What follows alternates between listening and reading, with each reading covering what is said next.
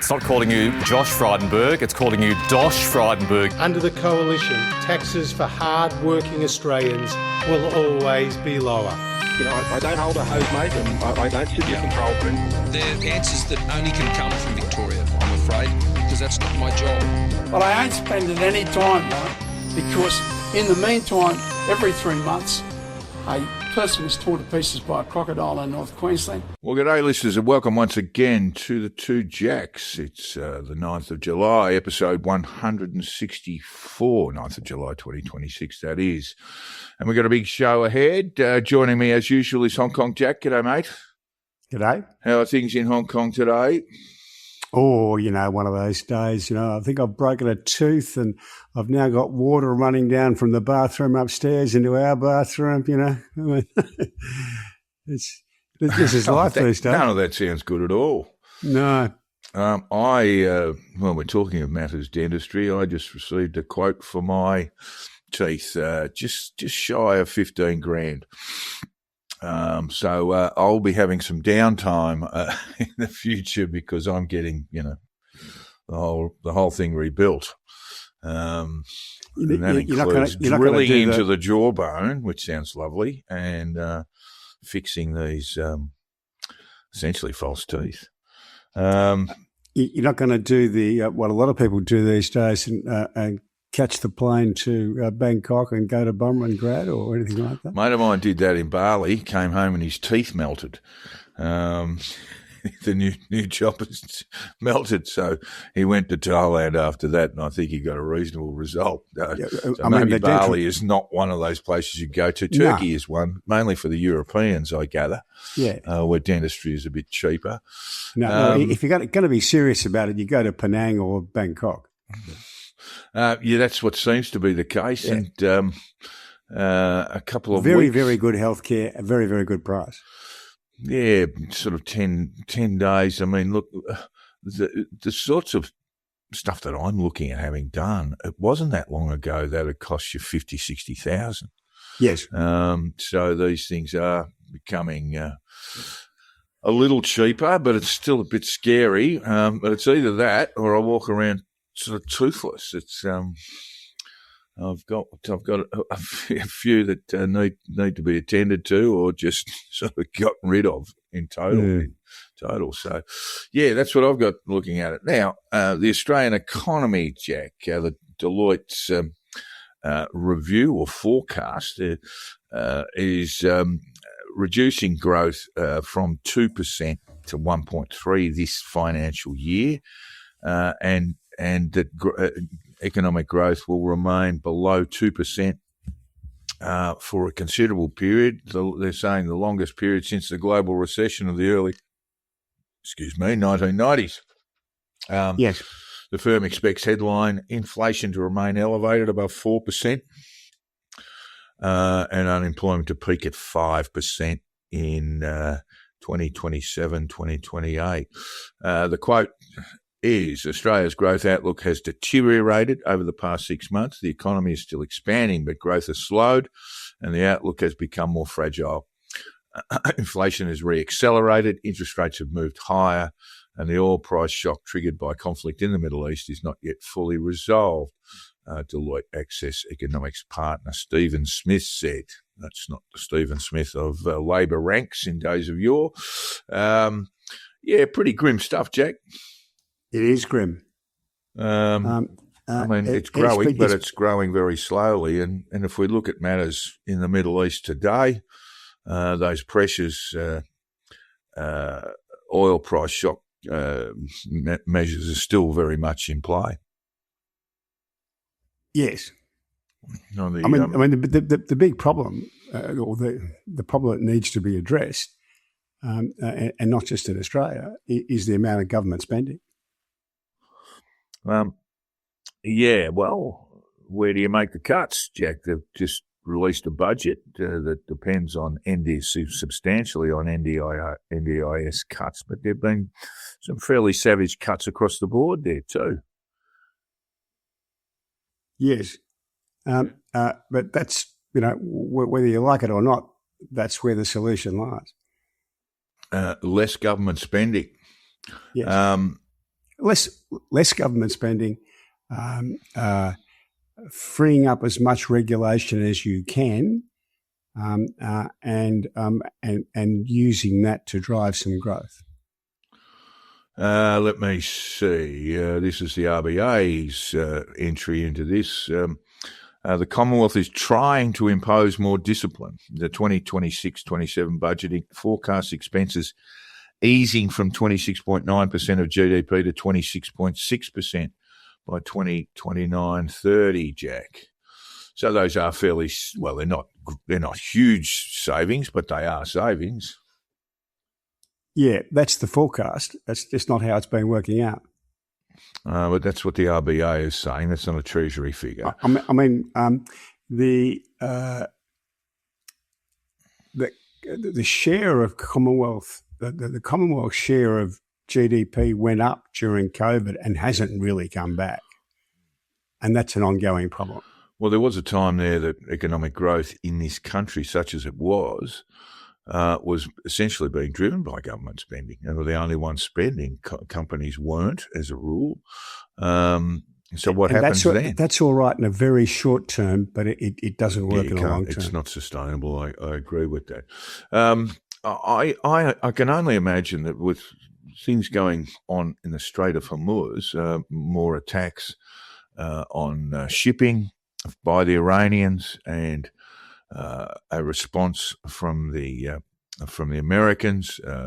Trump tells us that the ceasefire is over. Let's have a look at some of the options that the Americans have now, because none of them are good. Yes. Well, let's have a look at what are the options. I mean, I think continue the war. Continue the war. That's right. Attack push, and do what? To push Iran closer to a deal that they think will be acceptable. But the Iranians now have this really significant element to their armory where they just close down the Strait of Hormuz whenever they feel like it. I mean, this is something that they probably understood before the conflict, but they understand it much more widely now. They are not silly. They know that there are midterms in the United States in November, and one of the get-outs was, and Trump was talking about this last week, almost ordering service stations to take down the price of petrol or gas. But none of those things are going to work. So the options are negotiate a settlement, right? And we'll have these sort of conflicts rolling in. Do they put troops on the ground in Carg Island? They seem to have very limited options, and we are now entering into essentially a forever war. I don't think that's right, but I think it's got a fair bit to play out, yeah. Well, here's the other thing.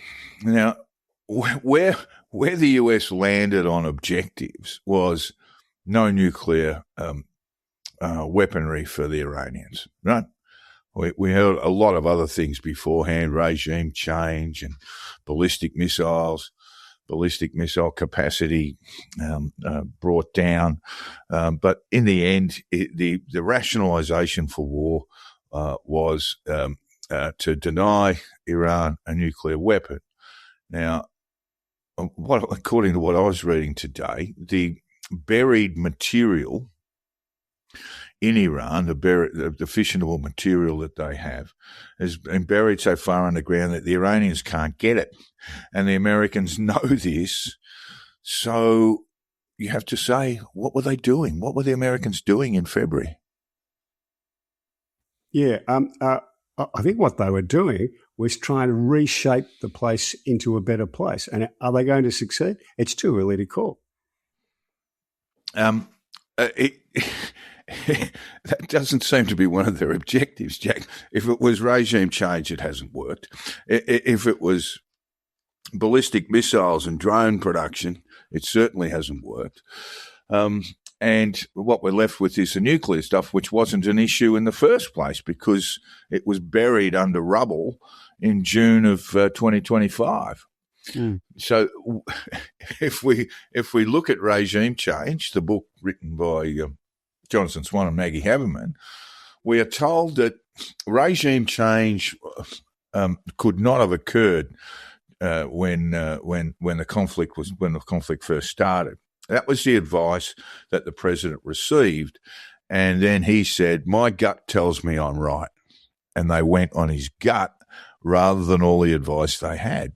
That's according to the book Regime Change, Jack. Certainly, the Secretary of State Marco Rubio said that he didn't think that regime change was a possible outcome. The CIA went away and prepared a report saying that it was a fantasy, but they went ahead all the same, basically on Trump's gut instincts, Jack. And now they've got themselves into essentially a stalemate, and no likelihood of this changing anytime soon. Have the Iranians received their money yet, Jack? I don't believe so. Because that's another thing, part of this weird peace deal, that they were just going to be, they're going to be showered with cash. So we're going back to ground. We're going back to essentially day one again, and Trump is nothing if not frustrated by this, because at very least it will continue to provide high oil prices around the world, and particularly for domestic consumption in the United States. He sort of painted himself into a corner, and the Iranians understand that. He needs a resolution. They're not so keen on it. They don't have the same sort of time constraints that he has, the same time pressures that he has, and they know this. I think they've got some time constraints. They've got very unhappy populace, and that is always a danger to them. But I think, as I said, I think it's got a fair way to play yet. Well, it certainly has got a fair way to play, but it's looking more and more like a war that is almost impossible for the United States to extricate itself from, and the Iranians will continue to be belligerent around the Strait of Hormuz, and that means that the global economy will suffer. Some forecasters putting it around about 1% on global growth, restraint on global growth. So those are fairly serious issues for the world to contend with. While the Americans went off on a piece of adventurism driven by Donald Trump's not insubstantial gut. Yeah.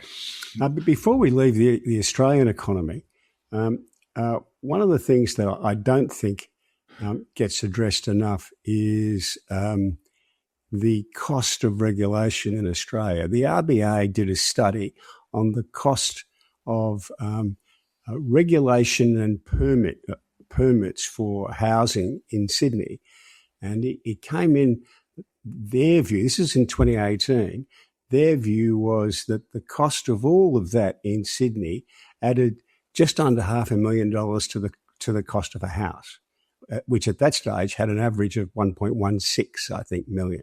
So somewhere just over a third of the cost of a house arose from the cost of getting permits and the cost of regulations that load up onto buildings. If we wanted to make the Australian economy better, halving that would be a good start. Well, a lot of this stuff is underway, isn't it? I mean, I noted some of these things here, extrapolate this across a continent, blah, blah, blah.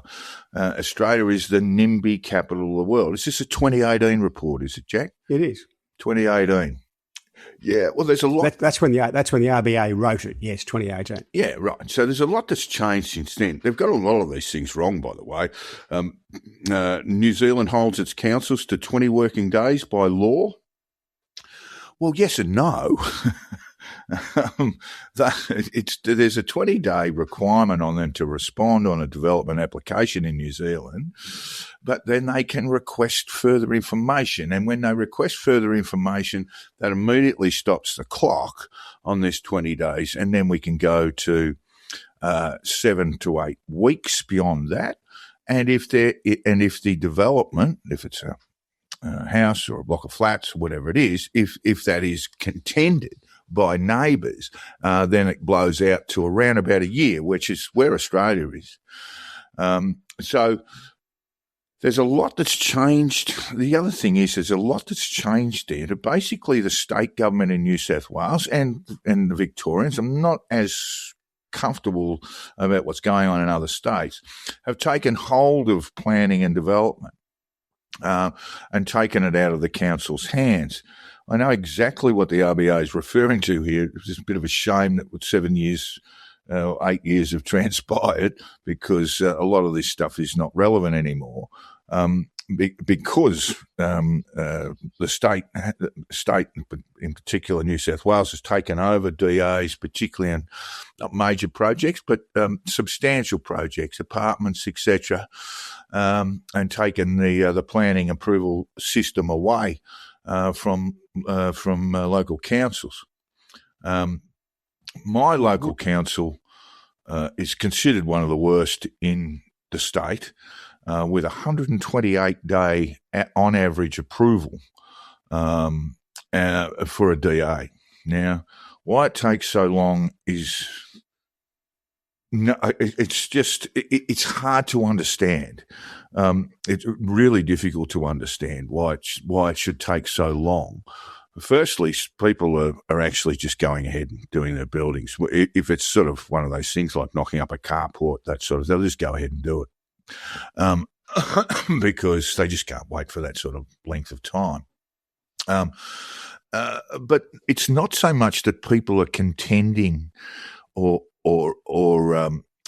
arguing about the DA or have an issue with it. As I understand, talking to a builder who's a next door neighbour, there are all these sorts of processes that they have to go through. There are a number of sort of formal permits that need to be obtained along the way. So it's not just that the DA is sat on by the council, but they'll also have to have an environmental impact report. They'll also have to provide another form of report for the builder. The builder will have to provide a report on completion. All of these things take time, Jack, and they just need to be streamlined. And as my builder mate next door says, people are just going to go ahead and do these things the longer they have to wait. This is what I'm talking about. I'm not talking about just the council DA stuff. I'm talking about, we've just been through it with our own property, in one of our properties in Sydney, right? They've added another layer of heritage listing, right? Which in effect, if you want to do anything to the property, adds 2 more layers of permitting before you can do it. And that layer of heritage achieves zero. Nothing. Yeah. Look, I understand, and I know the property that you're talking about.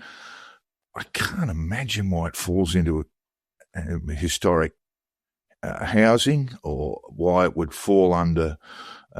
It's a lovely house. Don't get me wrong, but what's particularly salvageable about it? I mean, I just don't understand why. It's a bit like the bloke in Haberfield who wanted the entire suburb to be under National Trust legislation. How many Californian bungalows do you need to look at?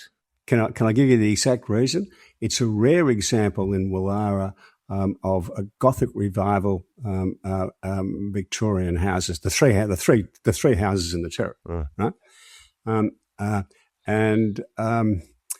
There are a lot of, as you and I are both aware, there are a lot of beautiful. They're not hen's teeth, are they? Yeah, there are a lot of beautiful houses in Woollahra, and we love our house, but it's not in the top 50. No. It's not. But it's the unfortunate. It has some architectural features that the state, I suppose, Is it the National Trust or is it the Historic Houses? It's the local council. Oh, is it? Yeah. Should give me a call, mate. I know a few people at Woollahra Council who can make things happen. We did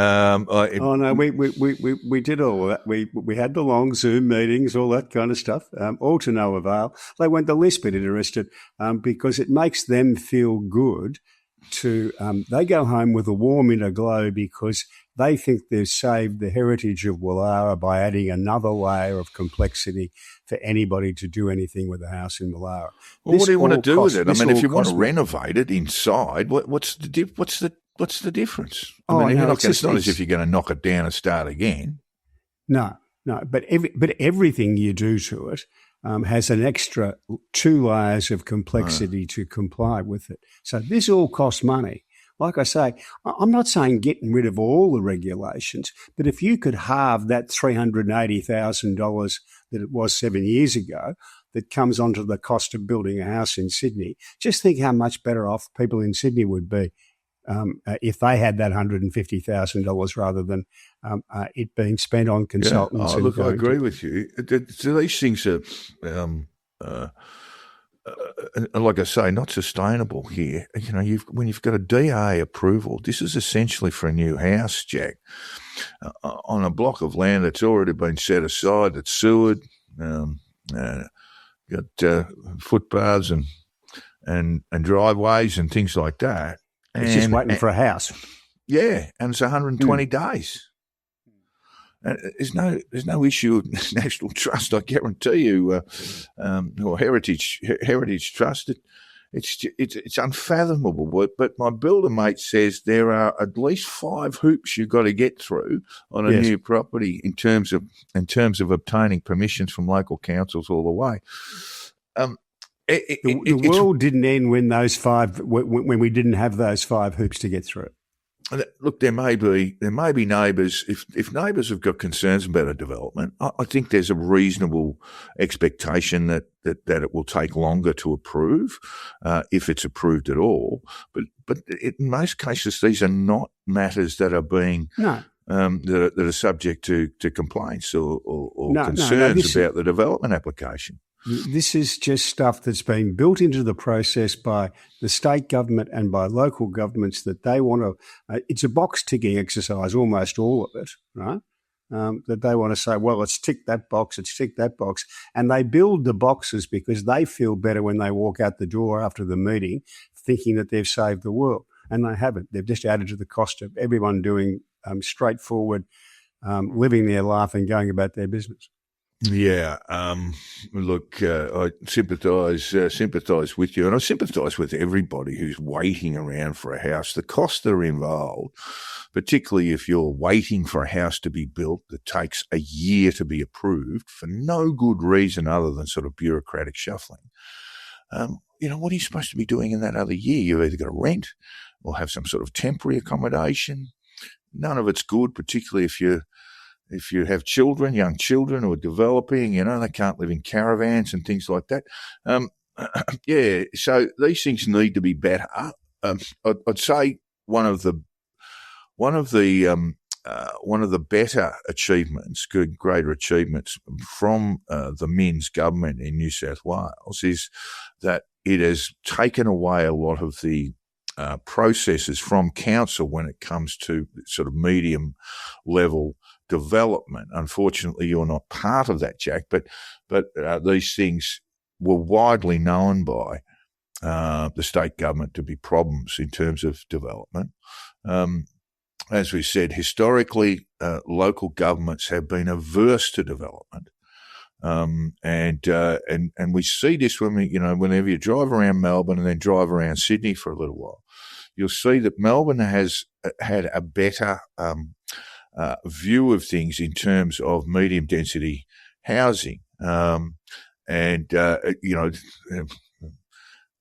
units, far more units available, far more what do they call, dual occupancy residences, those sorts of things, and the councils there have been open to, but they're much, you don't see them, you don't see very much of them at all in Sydney. It's all people clinging to their, not quarter acre blocks, but clinging to their 1/6 of an acre block with an enormous household. Auckland, I'm told, has improved that.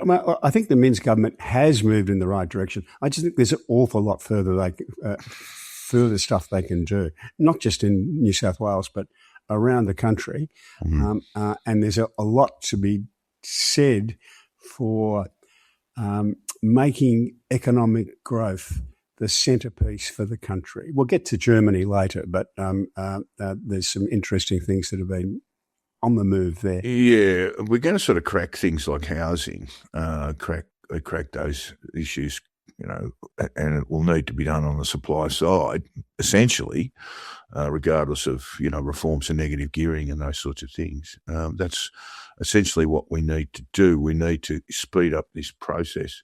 Having said that, Jack, some of these new developments, again, my mate, the builder, told me that one of the developments in the outer southwest of Sydney is sort of creeping into the Southern Highlands is some of the houses weren't sewered. Some of the houses weren't connected to sewerage, Jack, and people were coming in, people were moving in. And so there's a bit of shonky stuff going on too. And some of this will be heard by the ICAC around property development in the Hills Shire, and Strathfield as well has been thrown into the mix with some both sides of politics involved there. It was the greatest achievement of the Whitlam government was to sewer the outer suburbs of Melbourne and Sydney. Well, there are apparently two houses in a location I won't show you that are not sewered, and they're just backing up. And the developer's gone, and no one's quite sure what to do. Anyway, so you do get that sort of shonky businessman, and particularly when you're really working hard on the supply side, you're going to have shonks in the country. You can deal with it. You're always going to have them. That's human nature. You can deal with that. Yeah, well, the developer who's under the microscope of the ICAC, he's fled the country, and he had a number of developments that had not met building standards, and he was required to make repairs and what have you, but he shot through before all that happened. So, yeah, when there's large pools of money around, there'll always be some shocks. Yes. Moving on, Jack, Elbow tried to do a little bit of comedy on a podcast where he named Kylie Minogue as all of the above that he would shag, marry or date. And it was especially unedifying. I've got a piece coming out in the Australian tomorrow. Janet Albrechtsen wasn't so bothered, and maybe we all shouldn't be too bothered about it, but I just thought it was such appalling judgment to film something like this at the lodge, by the way. At the lodge, yes. With him sitting down over a scotch, had a bit of product placement there. There was an old bottle of whiskey. I watched a video, but I couldn't find any context for that. Whether it was Elbow's prize scotch or not, I don't know. There was a set of Scrabble tiles in the background. Sort of, as I said, probably an opportunity missed for the gaming industry, of which Elbow's pretty keen to put something on the table there. The whole thing was a sort of series of double entendres, about place names and things like that. And perhaps arguably worse was the questions about his sex life with he's recently married, of course, to Jodie Hayden. And it's just, like I said, it's like thinking about your parents having sex. You know it happened, but you don't really want to know any more details than that. And so I just thought, it's one of those things. Elbow gets caught up in this FM radio thing because I think he thinks that that's where the people are going to be listening. I looked at the video, obviously. It only had 50,000 views. And I know it's been cut up and, bandied around other social media things. But hats off to Nikki Osborne, the comedian who did it, because she was probably able to glean things about Anthony Albanese that the press gallery hasn't been able to do for the last 4 or 5 years. With the most sort of damning thing is that under pressure, he panics and then he blurts something silly out. And I'm not sure that's an enormously good character trait. Probably not much at all. Look, he might even get some traction out of this, but I just think, if one of his, I notice that our mate Duncan McNabb says that Albo has 12 media advisors. It's 11. It's a cricket team. They're known as the cricket team. And if one of those 11 said, "Oh, Nova FM, well, where have you been all my life?" I just don't think there's any judgment going on there. And the other thing I'm just staggered he's got 11 media advisors. He's got 11, yeah. It's a cricket team. I call them the PM's Media 11. That's a staggering number to me, and I can't help wondering what they do. There is just no judgment about this, if you're going to go on this sort of thing, you've got to work out, is there some benefit for you in going on there, Okay, let's go back. It's a podcast with an audience reach of, without the scandal, straight up and down interview, back and forth, 10,000 people, right? Okay, right. It might be chopped up. I noticed that, Nikki's done some other videos where they had 20,000 views on YouTube. So there'll be other things, there'll be other social media stuff. But that's not a lot, that's not television advertising reach. It's not radio advertising reach. So, I think if you're a senior political figure in this country and you're asked to go on a podcast, you would need from your media advisor a very, very clear reason why this is going to be of benefit. And as far as I could tell, sort of they dusted Elbow off and took him out in the lodge, and he's probably going, well, what am I doing here again? What do I have to say here? I mean, it's just, it doesn't really make any sense to me. I don't want to blame them too much because I think he's really keen to do it. But there are a few basic rules with this. Never try to be funny and never try to be cool. If you are funny and you are cool, you'll be funny and cool without trying. And if you try, you just look like a tryhard, and they are never funny and never cool. Yeah.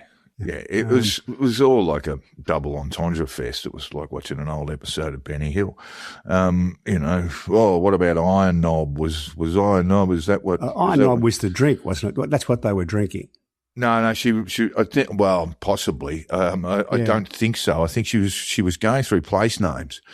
And she said a few of them, with sort of funny names and things like that. And Iron Knob, she said, "Is that what Jody calls you?" I mean, Jesus Christ. Yeah. She's entitled to ask the questions. I've got no problem with the questions being asked. It's how you answer them that counts. And he just has to say, listen, I'm not going to answer that. I'm the Prime Minister of Australia. And if that makes you sound haughty and arrogant, I don't know what to tell you, but that's exactly the right response, or a similar form of words. I'm sorry, I'm not going to answer that. Yeah. And so there it was. It was a strange sort of thing. I mean, Elbow is this kind of, it's in a sense, it's sort of, it carries the view that people want, that Elbow and Labor want to hear about, that he's a daggy. Scott Morrison was a daggy dad, but he's a bit daggy, a little bit uncomfortable, all that sort of stuff. But as you're right, if you're not funny, don't try and be funny.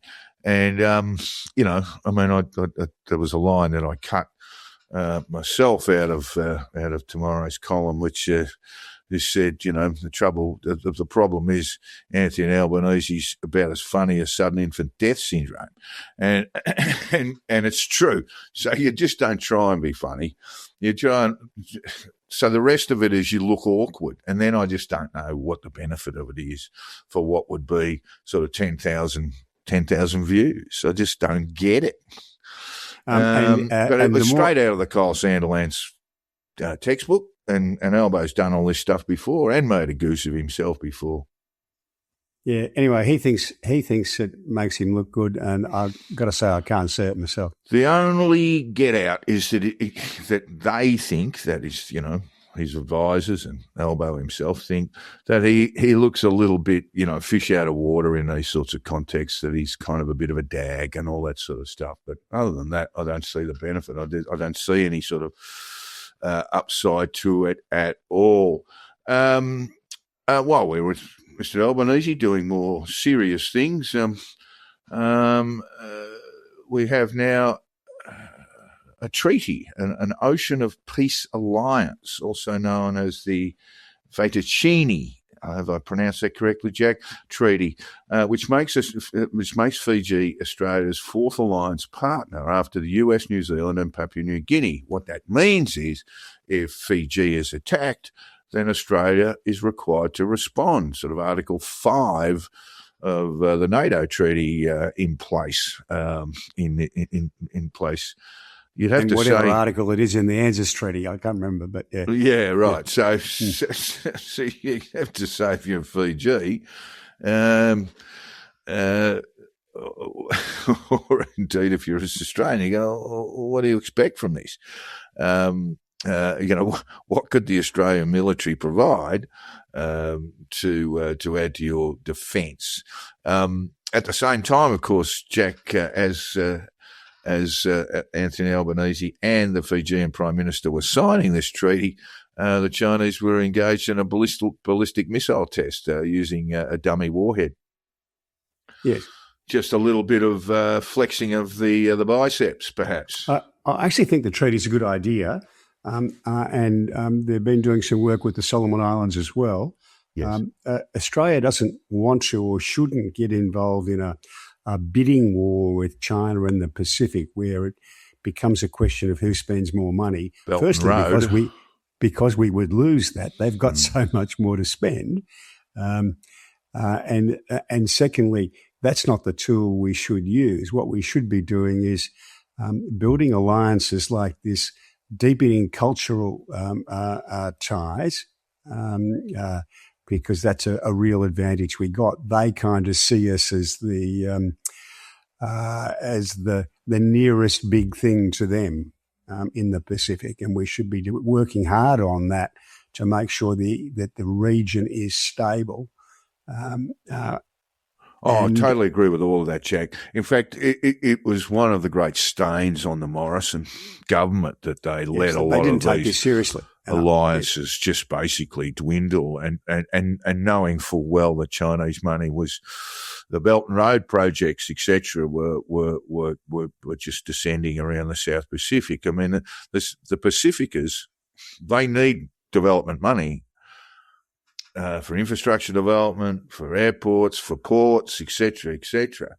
And in a sense, whoever has the money for them is going to get a little bit of some political capital in the place, and this has happened. This has happened in the Solomons. It's happening in Vanuatu, but nevertheless, I think if we look at the Pacificers, they will look to Australia for leadership, but when it comes to a bit of coin and not receiving it, well, they'll look elsewhere. Yeah, so we've got to work with them in the right areas. A bidding war doesn't work. Yeah, it can't work. It can't work. Yeah. It's like sitting down to play cards for money with a Kerry Packer. You can't win because he can just keep doubling.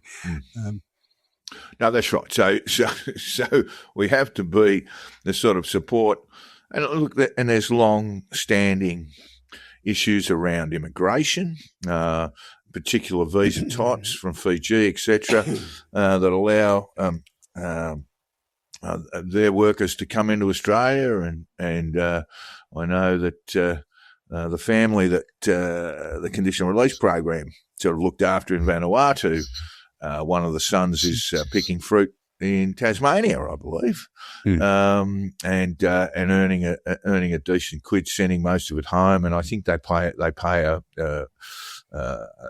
flat rate of tax on their income, Jack, something about 20%. And those schemes.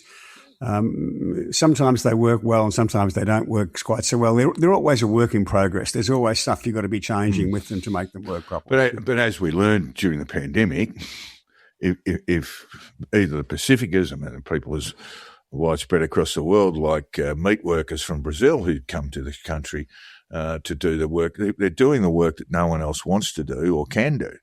And we found that our fruit and vegetables weren't being picked, weren't being harvested, and our meats were very slow getting through the abattoir. So these things are a quid pro quo. Yeah. All right. Jacinta Allen, she just seems to be getting further and further in the mire here, Jack. There's no way out because no one wants to take the job off her. She's changed tack slightly since last week, I think. That last week was go to the police. Yeah, and now she's deeply sorry that there was criminal activity on some of these projects, and the poor Attorney General had to go out and say, what was she saying? She was saying that the allegations of corruption were unacceptable, and she kept repeating this over and over and over again, and they were the press were kind of pushing her to say, well, is the corruption unacceptable? And she couldn't quite bring herself to say that. She was just parroting this line that she'd been given. I felt so sorry for her, and I feel even more sorry for the people who get the noddy job, standing behind her and or the Premier. And nodding along in these circumstances. There's not enough money you could pay me to get me to do that, right? To stand behind Cinderella and nod my head, right? Yeah, I agree with you there. It'd be a huge daily rate to get me to do that, I can tell you. Yeah. Yes, I can see why you might want to be adverse. I wouldn't want to be a noddy in that. I wouldn't want to be a noddy anyway. You just look like an idiot. But that might be the case. What about the Liberals' woes? I mean, Jack, there seems to be no resolution with the Matthew Guy allegations, Jack. With the deeming thing, no, there's not. I don't think so.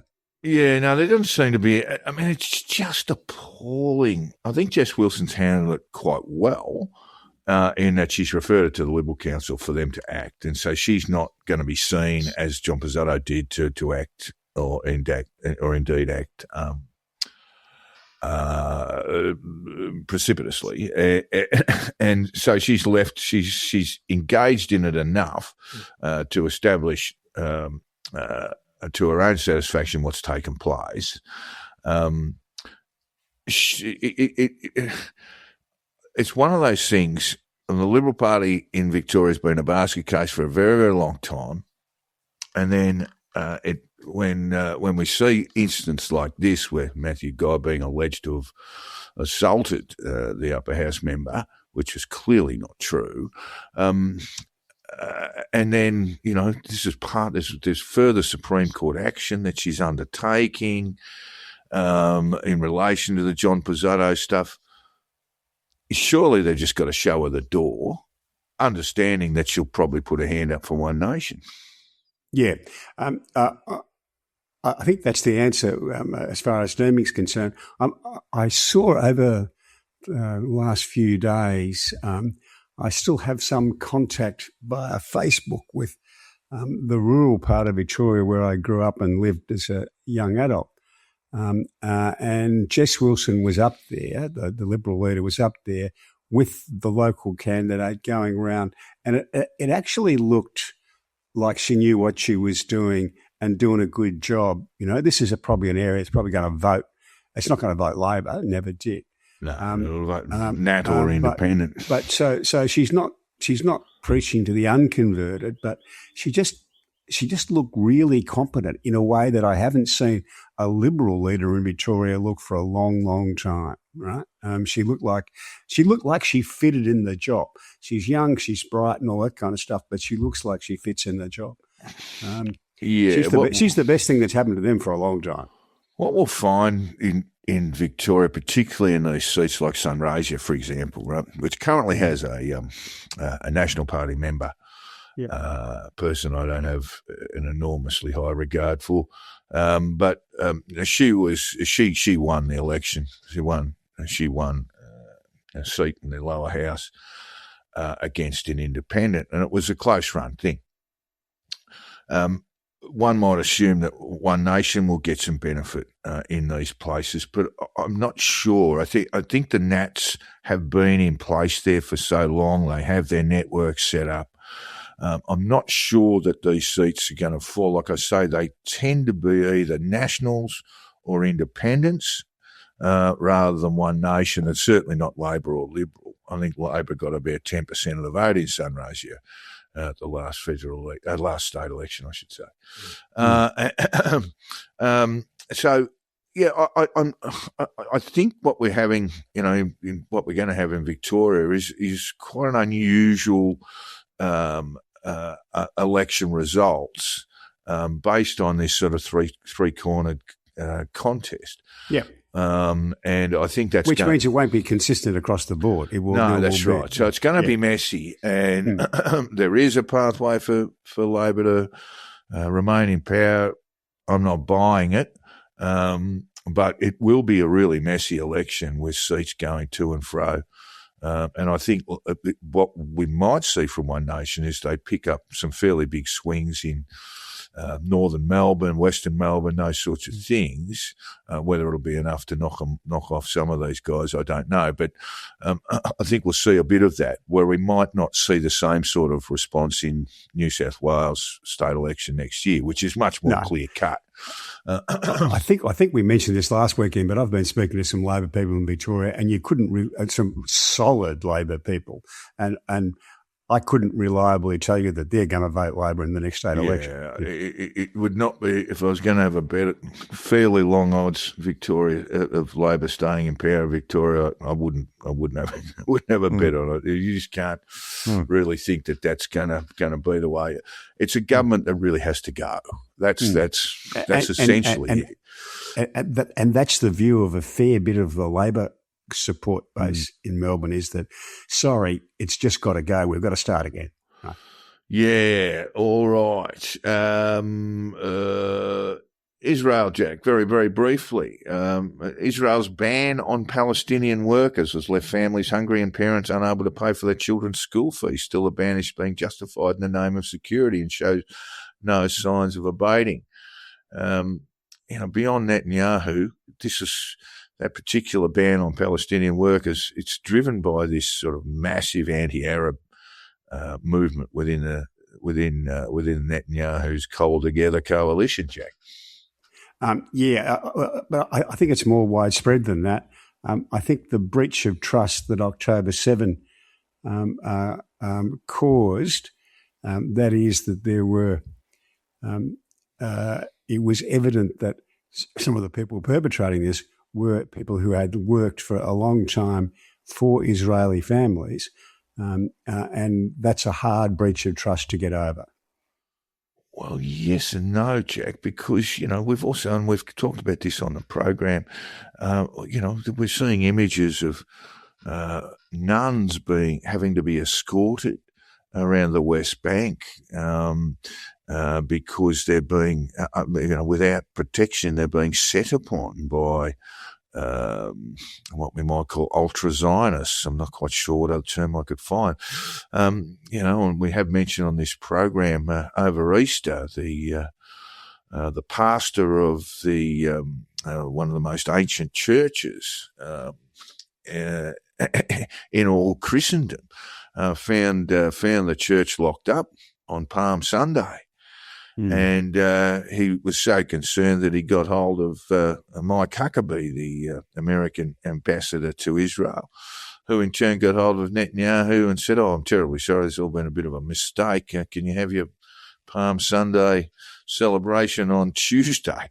So there is this very strong, anti-Christian element as well, Jack. Yeah, look, undoubtedly there is, but I think once the trust is breached, it's a long time before it comes back. All right, government gov greed, I should say, Jack. This is a platform which has built a 7-layer machine learning system that cross-references every stock trade disclosed by every sitting politician against the bills their committees control. So they're actually watching very carefully what Congress is doing. This is what we were talking about last week, isn't Yeah, it? yeah. I've got the right doc here, don't I? I think I do. I don't but think look, you do, we did actually, cover but- this, didn't we? Yeah, and I they've don't got think you do, actually. pitifully small fines. Yeah. Repetition's good, though. Repetition's good. Yes, well, it can be good. Now I'm just making sure that I've got the right doc. Well, we're going to talk about Andy Burnham, and I think I whacked in a little bit before that about. I am in the wrong doc. Sorry. Yeah, the current Labor government in the UK is very fond of these bootstrap stories where we were dirt poor and and then Log cabin mythology, Jack. It's known. Yeah, Yes. all this sort of stuff. Unfortunately for them, nearly every one of these stories involves them being dirt poor, and then they get the benefit of Margaret Thatcher's right to buy their council house or something like that, and that solved everything, right? I kind of wonder about the politics of publicising these stories because all they do is make Margaret Thatcher look good, right? Well, I think Labor's still got some unresolved issues around Thatcherism, and it goes to Thatcherism whenever it's a bit whenever it wants to get stuck into the Conservatives. The thing with log cabin mythologies, I mean, it's obviously quite rightly prepared around US President Abraham Lincoln, who grew up in a log cabin. But Kevin Rudd had one, Malcolm Turnbull had one. Malcolm Turnbull, I described as His wasn't very convincing. he went from rags to riches without changing postcodes. Still hanging around the eastern suburbs of Sydney. And Kevin Rudd had one, of course, where he was homeless, and that's not to be homeless for a brief period of time and sleep with mum in the car and all that sort of stuff. Not to be, I don't want to ridicule it. It's quite serious and, obviously has a profound effect on any child. But yes, I think less of these sort of log cabin mythologies would be a good thing. But most politicians have one. Anthony Albanese, of course, grew up in public housing, as he is wont to remind us from time to time. What was Angus Taylor's log cabin mythology be, Jack? Well, he's a bit like it'll be. It wasn't really made of logs. It was a bit bigger than that, and I had my own tractor when I was 7. Yeah, he went to King's, I think, didn't he? And Malcolm Turnbull went to Sydney Grammar. These things are. But there is this kind of stories. Come from nothing kind of mythologies around politicians. But look, the big story around you. And Elbo went to school at the very excellent Cathedral College, the other cathedral in Sydney. Yeah, and look, but there's no doubt that his mother was a sole parent, and that she was ill for large periods of time, so unable to earn income, and so there is something genuine about that. I'm not suggesting Kevin Rudd, for example, wasn't, or Malcolm Turnbull wasn't. I mean, he grew up in a single parent household as well. So I think that these things are sort of might be useful for just to try and understand why people think the way they think. But beyond that, I don't see much. They invite ridicule in the end. Keir Starmer used to trot out that his dad was a toolmaker until every time he said it, there was just laughter all around the room, Well, the counter to that, Jack, is in a sort of John Howard hagiography released, I think, about 2 years into his prime ministership, and the author sent the manuscript to John and to his wife Jeanette, and in that, Jeanette Howard's father was described as a train driver, Jack. And that got the big red line through it from Jeanette saying he was a locomotive engineer. You want to pump those tyres up a little bit there. And so there it all is. The big story in the UK is Nigel Farage. Now, he is resigned as the member for Clacton-on-Sea, and drawing a by-election. What he doesn't know yet is when that by-election's going to be. And this all relates to, well, there have been disclosures in The Guardian, there have been disclosures in the Sunday Times. Both have done some really, really good work, that he's receiving funds that he's, one, not declared, and two, have come from somewhat questionable sources, and in many cases, unknown sources. Yes.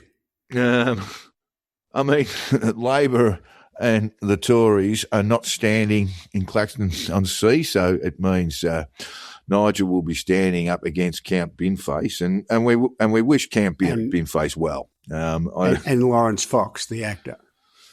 He's the Green Kitty, yeah. Yeah. Is he the Green candidate? No, he's not.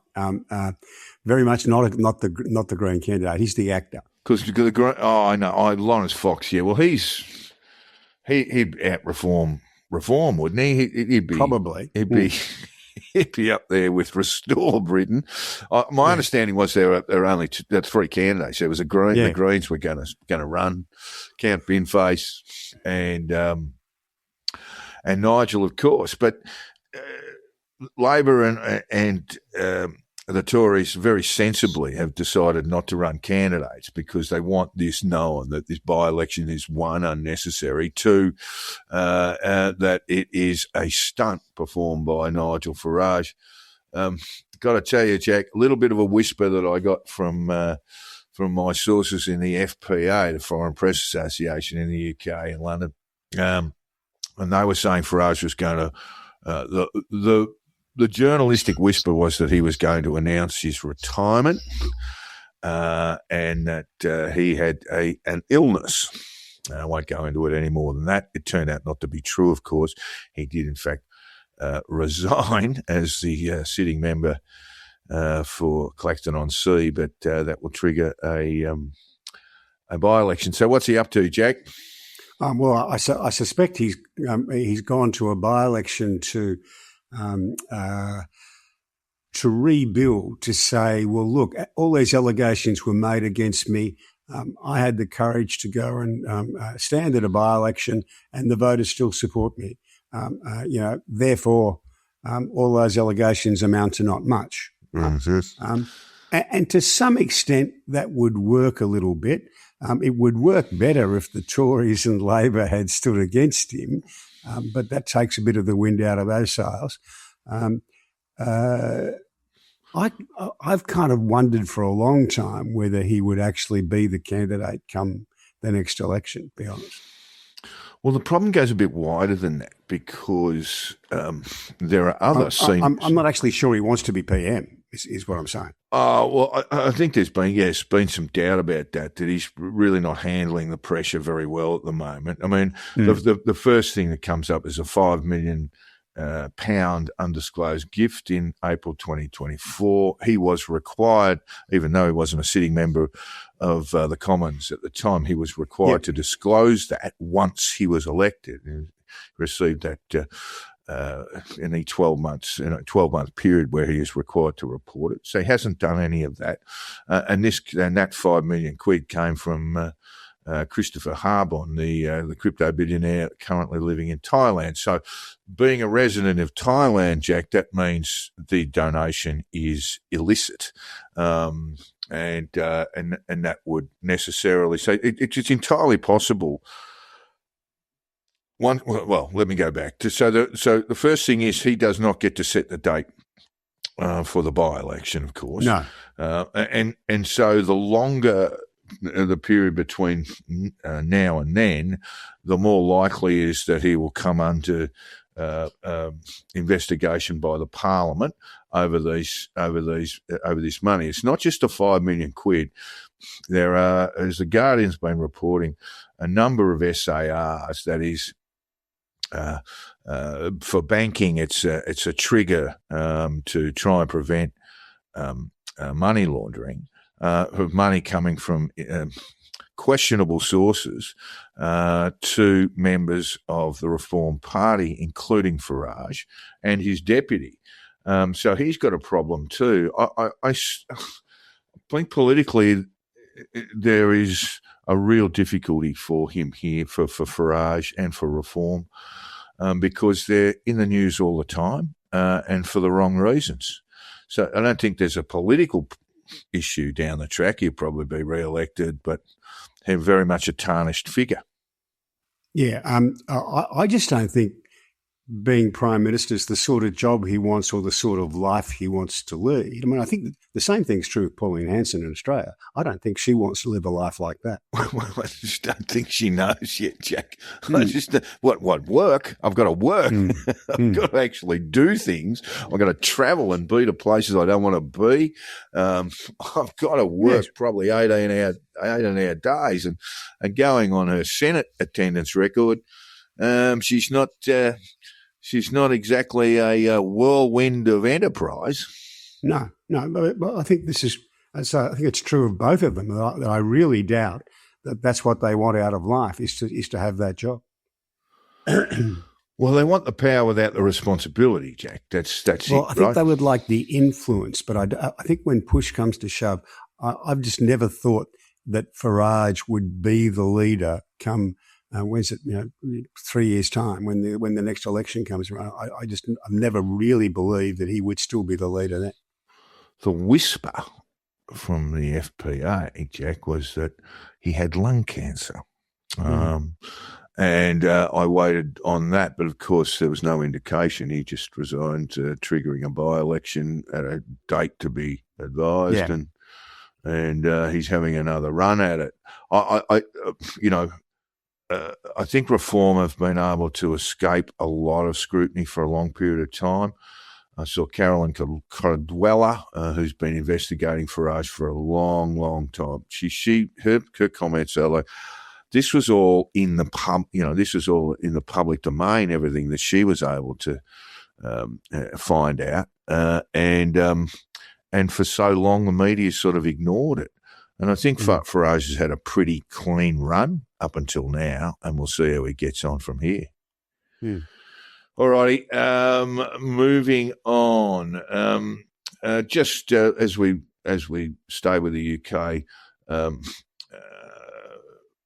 the process in which Andy Burnham will become Prime Minister is that nominations for the party for the position have closed today. Are they open today? Oh, sorry, open today, and they close on the 15th. My apologies. And then we have affiliate nominations, and if only one candidate, which is expected to be Burnham, is announced, then a special conference in the party 8 days from today will confirm him as leader. He will then become Prime Minister shortly afterwards on the 20th of July. This is kind of where we were, and it seems to be the case, Jack, that Burnham will become Prime Minister. I think the big issue for me is I think back to 2010 when Julia Gillard rolled Kevin Rudd.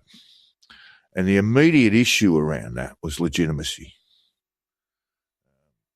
And people would wonder, oh, well, we didn't vote for her as Prime Minister. Well, of course you don't. But But that was the big question mark. I think people were genuinely nonplussed that she'd become Prime Minister, and they'd all voted for Kevin 3 years earlier, and what was wrong with Kevin? So it directly affected her Prime Ministership from day one. And I think that's the problem that Burnham has. Now, he's not going to go to an election. He's promised the party room that, because with I want to imagine sort of unison of sighing in relief, because many of these people would be looking for work. So there is that. If you have a general election, obviously you've got legitimacy, but as it stands, he doesn't. So I think there's real issues there and that he has to get across. I don't agree. Two reasons why it's different. I agree with you about your analysis of the Rudd-Gillard thing, and Gillard and the rest of the party made a grave error by not explaining why they got rid of Kevin Rudd, that he had lost their support. But this is different because Rudd still had a fair bit of community support when he was rolled. Keir Starmer has none. There's almost no one who's not pleased to see him go, right? Look, so I that makes a big difference. I get that. I understand that. But I still think there'll be large swathes of the UK who will look at Andy Burnham and say, how come he's our Prime Minister? I think nearly all of them are going to say, well, at least it's not Keir Starmer. Well, that might be so, but they're going to be very, very sceptical about him from day one, and there is a question of legitimacy. What if you're in his camp, Burnham's camp, you would be making much of the process in which he'll be elected as leader. You'll be having photo sessions with the King. You'll be having as much footage as you can provide from the Commons with him there and the whole party behind him, all this sort of stuff. He just needs to add to that view that he is a legitimate Prime Minister. And I mean, look at Rishi Sunak didn't have this problem because he replaced Liz Truss. He did have a problem, Jack. They got belted at the election. Yeah, no, so it was a huge problem. But legitimacy but I know what wasn't you're the problem. You can say, well, thank God that's over, and let's have a look at this bloke, right? Yeah. And I fully get that. But I just think in terms of confidence, public confidence in politics generally, he needs to address the issue of his legitimacy as Prime Minister. They swept to power, carried around the sedan chair down from Manchester, and I think that's his first step is to deal with that issue.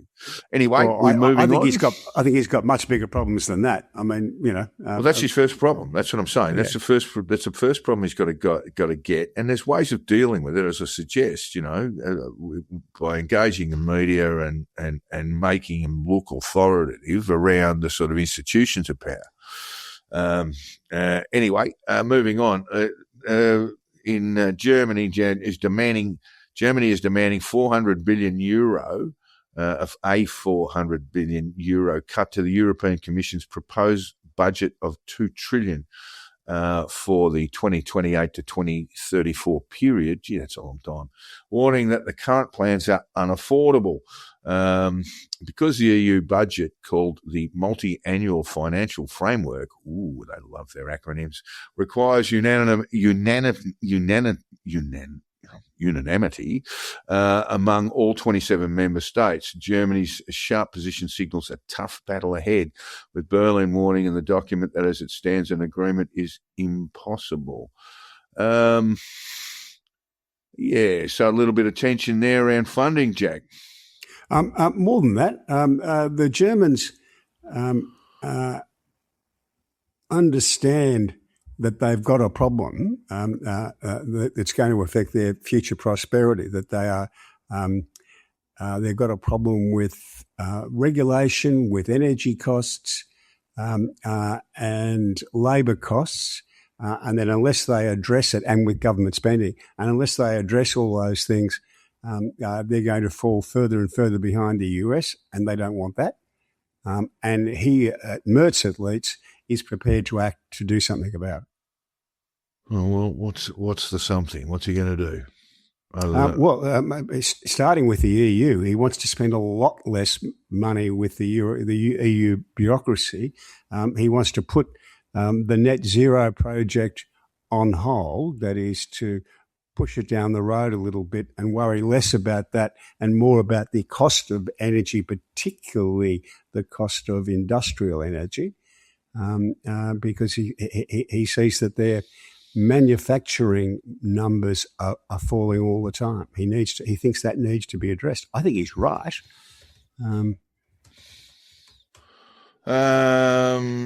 Now, it's likely that Ukraine will become a member of the EU at some point fairly soon, Jack.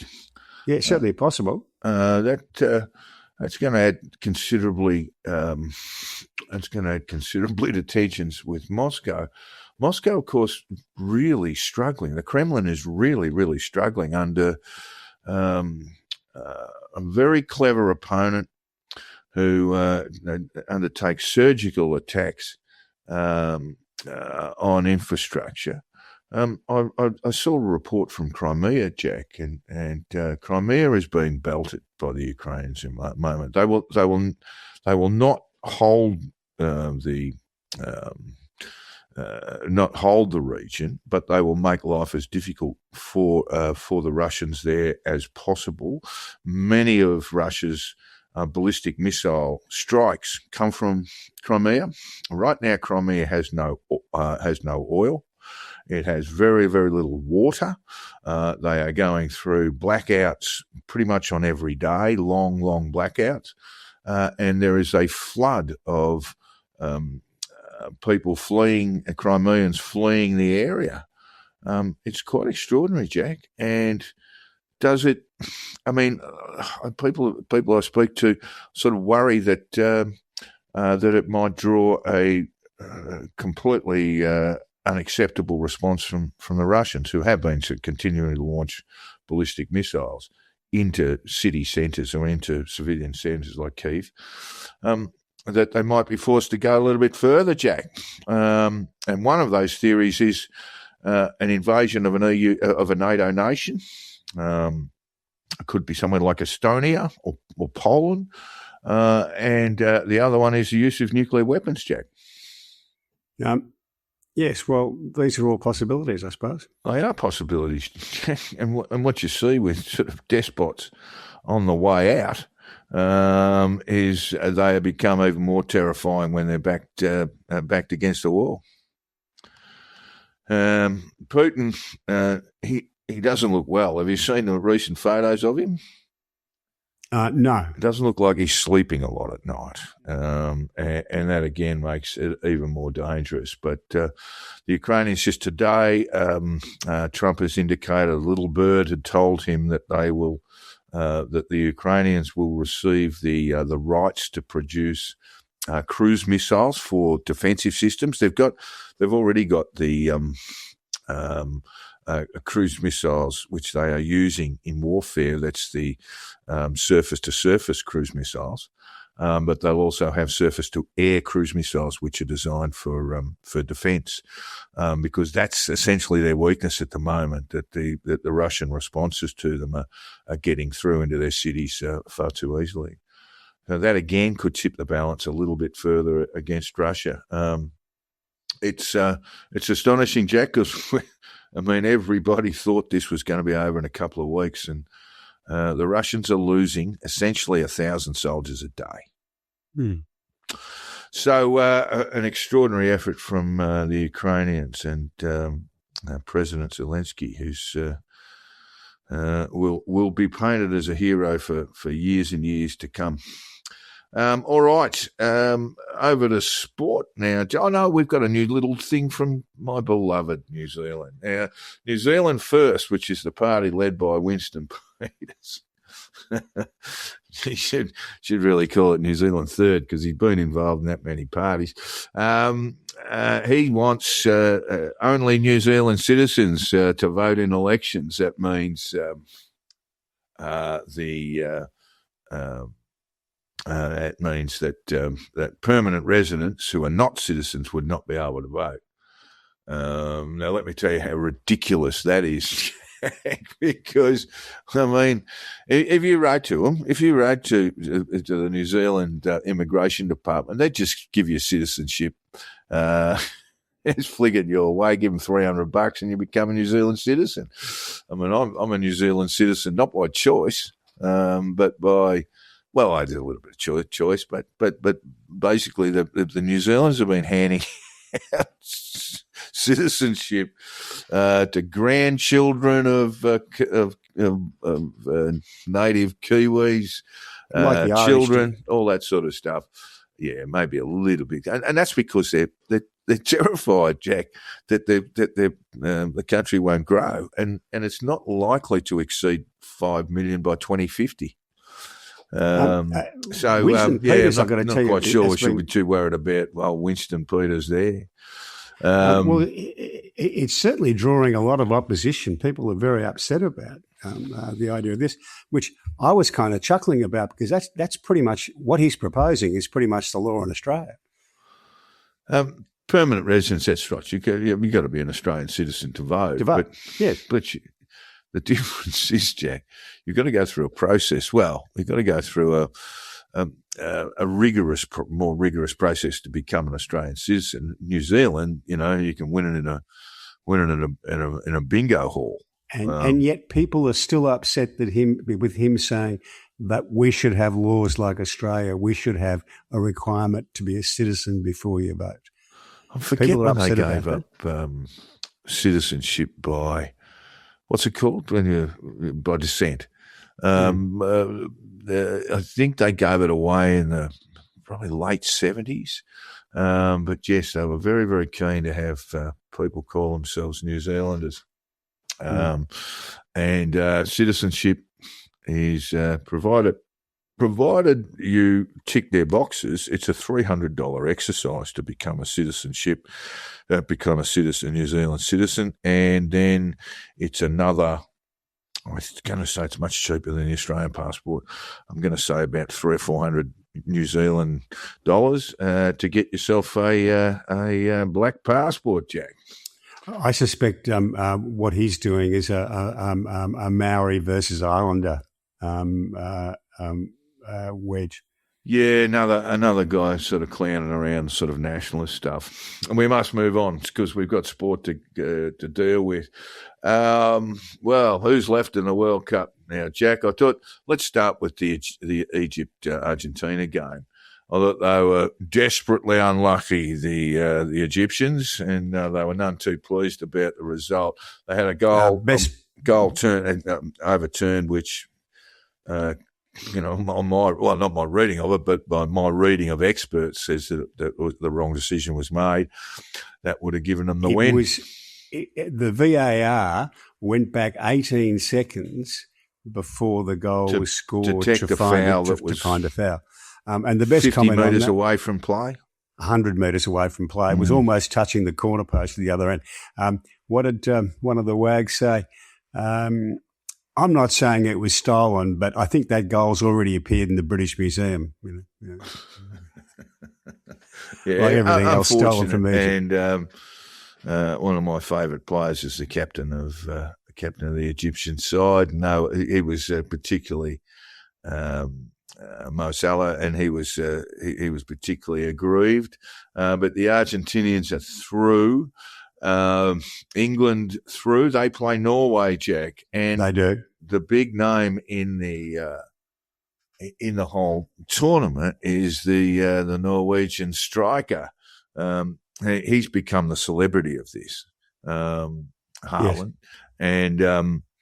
And he's quite an extraordinary fellow, isn't he? He's a big boy for a start. I was just watching him. There've been a number of videos where they just follow him, and he barely breaks into a trot. He just wanders around. It looks like he's completely aimless. Then explosive over about 3 or 4 metres, bang, goal. And he's a big boy, so he's almost impossible to move. He looks like being the star of the tournament. God bless them if they take out the English and move on. But it looks like the French are going okay. There was some pretty ugly stuff from a Paraguayan senator, Jack, about Kylian Mbappe, the French superstar. Did you catch that? No, I didn't. Oh God, just some awful racist stuff, you know. What that I won't even try and recount. And he responded to it in a very sort of graceful, well, not graceful. He attacked her pretty hard and called her a racist and all this sort of stuff. And she's come back now threatening him with a lawsuit. And I think you'd have a look at Mbappe's pile and compare it to hers, and I think you'd say, well, yeah, you'll need more to do that. But just dreadful stuff. And there has been a little bit of this sort of intrinsic racism and a lot of critiques of it. You know, the African sides are said to be disorganised, and that can be, you know, part of their lethality or their effectiveness, because they're a bit disorganised and all that sort of stuff. One of the English commentators had to clarify his remarks after all of that. You think still the French, Jack? Yeah. What amused me was over the weekend, the French are still playing better than anybody else, I think. And Mbappe is a superstar, right? He's just a gun. Was the Switzerland-Colombia game. Yeah, that was another one that was a bit how's your father, wasn't it? Yeah, and look, the only time either of them looked like scoring was when they were doing penalties. But the social media the night before was having some fun. They rebranded the game as Charlie versus the Chocolate Factory. Jesus, I shouldn't have laughed because I get it now, and that's awful. Oh no, it's actually no. Charlie, yes, okay. I got it now. Well, it's Charlie cocaine. Okay. Yes, yeah. Colombia, the chocolate factory. Yeah, I got it. That's quite good. It's just giving due credit to major export industries from both countries. Right? Yes, indeed. And after the Switzerland won on penalties, there was a lovely report from Switzerland saying the Swiss have completely gone off over this.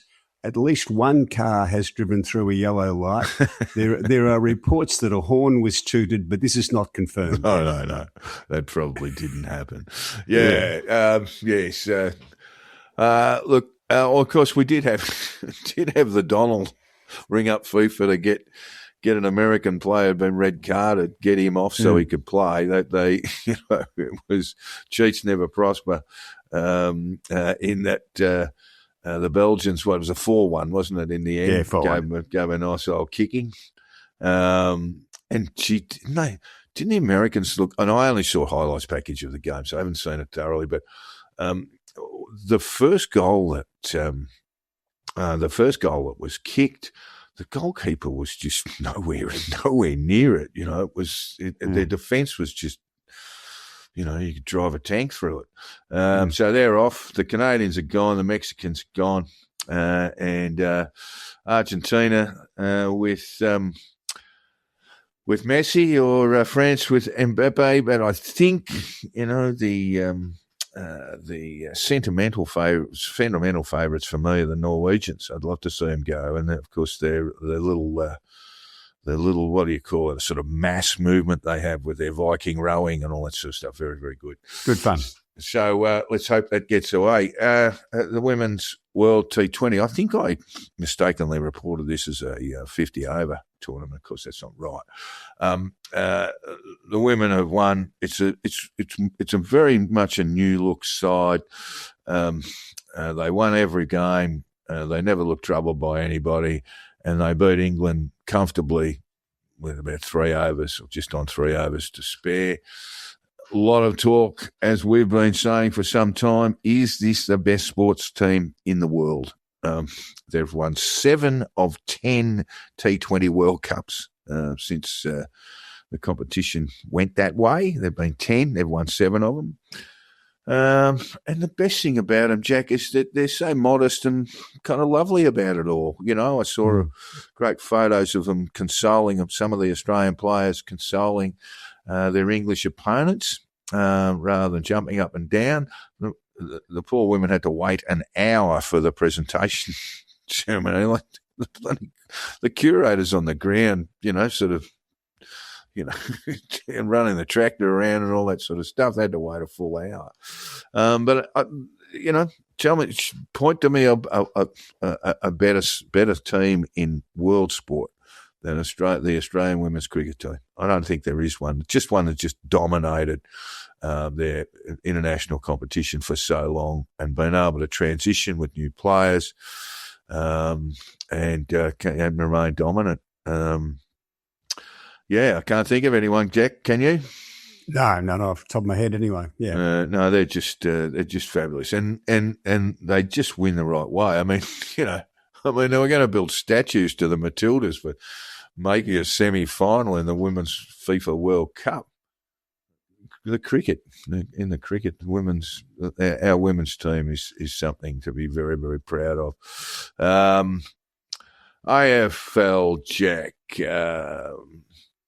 We'll get to the AFL. I want to talk about the big TV deal with the NRL. It actually is a more valuable to the NRL deal than the AFL have with their media partners, Jack. Mm. Is it a big step backwards for Australian rules, or is it just that NRL are actually getting much, much more professional about how they market the game? That's certainly true. They are getting much, much more professional about it. I suspect we may go to a position where they kind of leapfrog each other, that each new deal is bigger than the last one. So many players now, including the major telcos, and tech companies. Yeah, of course. And this deal was negotiated in a different media landscape than the last AFL one was. Is what I'm saying. So each time there will be a different landscape in which to negotiate the deal. But the AFL administration is kind of a shambles. It is. The game's successful kind of despite them, whereas I'd say at the moment at least the NRL's being very well run. Yeah, I think that's a reasonable thing to say. Of course, State of Origin last night, and the Blues did not quite the impossible, but gee, it's a tough one to do. I think it's only the third time that New South Wales have won a decider at Lang Park. So I expected Queensland to run over the top of them, but they were absolutely fantastic. And God knows the State of Origin needed a bit of evening up. It was good for the game. Yeah, they were extraordinary, and they made the right sort of selection moves too. So they got a fresh group in. They've got a bit of history of doing difficult things in State of Origin, and well done to Coach Daly, who copped a hell of a lot of criticism over this tournament. But comes away a winner, and apparently he hasn't had a drink for a number of years, but he had one last night after the victory. I think he had probably more than one, but he did turn up for work at 5:55 this morning without sleep. But still on his way home, I believe. He was hadn't head hadn't touched the pillow. They're good on him, and in his showing, he said, "I'm not a coach, I'm a leader." Which I think is something to be said for that too. Over to the AFL, we'll just very quickly touch on this. James Hird, everyone's got an opinion on this. Ralph Horowitz, footy writer, says, my point, Hirdy is to Essendon now what Paul Roos was to Melbourne and Clarko. And Clarko at North Melbourne. Now, Paul Roos was sort of an interim coach taken out of retirement, but he was only a year or two out of retirement when he took over the Melbourne job, wasn't he? Yeah, and he took the job on the basis that it was going to be temporary, and that he was to his thing was to reset the club to some extent and find a successor. I did see the Geelong coach, Brad Scott, isn't it? Chris. Yeah. don't know, it's easy to get them mixed up. Chris was talking about they are this, twins. and he was talking about Nathan Buckley, who's clearly a candidate for the Tasmanian job, and how he thought it was so important for Buckley to do the assistant coach role that he's doing at Geelong, because he would have been out of the game too long, and that would be 5, possibly 10 years since he's coached Collingwood. And said much praise for Nathan Buckley. Sort of subtext was James has been out of the game too long, and Scott did say, this game changes so quickly that you need to be, hands-on in a coaching role, whether as a senior coach or as an assistant, recently. Otherwise, you'll be a bit lost by what's going on. Yeah. I still think Essendon might well land with Hurd for the reasons Ralph Horowitz suggests, that financially it's going to make sense to them. They will get a boost out of giving him the job, membership-wise, all that kind of stuff. My feeling is I get what Chris Scott's saying, but I also think it's possible to put people around your senior coach to make up for a fair bit of that. Yeah, look, I mean, if he's going to coach, he's going to need a raft of very good assistants who have input, real input, and who've just come from something similar, if you like. Well, Carlton, have provided a short list of the candidates they're going to interview, and all of them are assistant coaches, no one with senior coaching abilities. But, the history of reappointing people who've been senior coaches elsewhere isn't a terribly distinguished one. No, it often isn't. No, there are very few successes. I think that's absolutely right. And, of course, Josh Fraser at Carlton, there's a lot of talk. I mean, they've won 7 in a row and completely turned the season around. But most of the work a coach does had essentially been done when he took over. Now, that's not a knock on him. That just means that all the list management stuff, all the fitness stuff, all the organisational stuff, all the admin stuff is done in that pre-season period that was essentially done by Michael Voss. I did see, we're wondering about... But the problem with that is what they weren't getting, they weren't translating that good work into a game plan, a style of play, and into success. And sometimes that can happen, right? A lot of it's been driven by defence, Jack, because they were getting heavily scored against. So their average score in that period where Voss was coach scored against them was, I think, 16th in the comp, and now it's 3rd. So they're cutting off. It's not just the defensive guys, but I think they've done pretty remarkably without Jacob Wiedering. We've got a bloke there, Wade Dirksen, who was recruited by the Giants, never got a game. He's just stepped into the role, and that is a coaching thing. He's just been given the confidence. Don't worry if you make a mistake. Don't worry if you turn the ball over. Just go again, go again, go again. And, look, we'll see. Carlton play Hawthorn on the weekend. And, of course, the big one tonight, Jack, Fremantle v Sydney in Perth. You'd expect Freo to win that one on their local or on their home soil.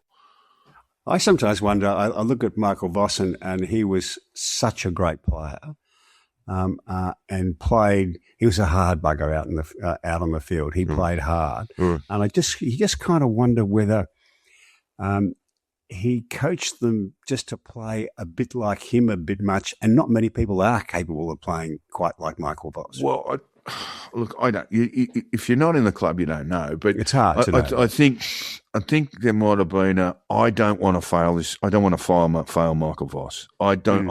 As a player, as an individual, I don't want to do that. So that can sort of inhibit players quite a lot. And when you get to that point where, the coach is gone, what do I do now? Well, I just got to play with freedom. And if they're encouraged to play with freedom, you see what happens.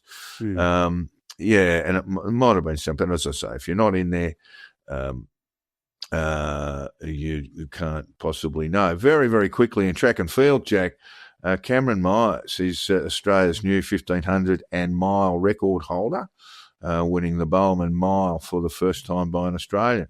And he's running miles at 3:28, Jack.